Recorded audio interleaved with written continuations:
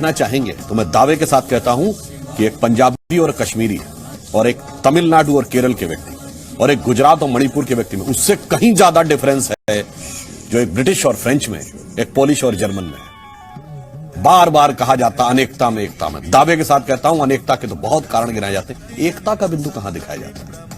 और मुझे दुख जानते क्यों होता है। अभी आप लोगों ने देखा कि यहां शिव जी के शिव तांडव स्त्रोत को दिखाया गया। शायद आप लोगों को पता होगा शिव तांडव स्त्रोत भगवान शंकर की सर्वश्रेष्ठ स्तुति मानी जाती है, परंतु इसका रचयिता कौन है?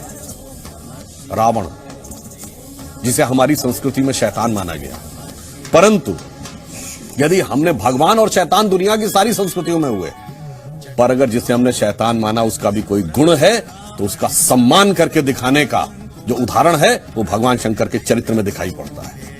यदि असुरों को, राक्षसों को भी वरदान दिया है तो कर्म का सिद्धांत उन्होंने किया तो भगवान शंकर ने उनको भी वरदान दिया। जिसको आप हिंदू धर्म की उदारता और संस्कृति कहते हैं उसका प्रतीक वो दिखता है। और एक और मैं बात कहना चाहता हूं, दुनिया की तमाम संस्कृतियों में ईश्वर की अवधारणा है, पर उस ईश्वर में सिर्फ पुरुष है, स्त्री तत्व कहीं नहीं है किसी ईश्वर में। सिर्फ हमारे आदिदेव भगवान शंकर को अर्धनारीश्वर कहा गया है, और जब उनका अर्धनारीश्वर स्वरूप ही इंसेपरेबल है, जिसे कालिदास ने कुमार संभवम में कहा ना, वागार्थम संपर्कतो वागार्थम विपत्तिपते। जैसे कविता में शब्द और भाव दोनों मिले होते हैं, अलग किया ही नहीं जा सकता।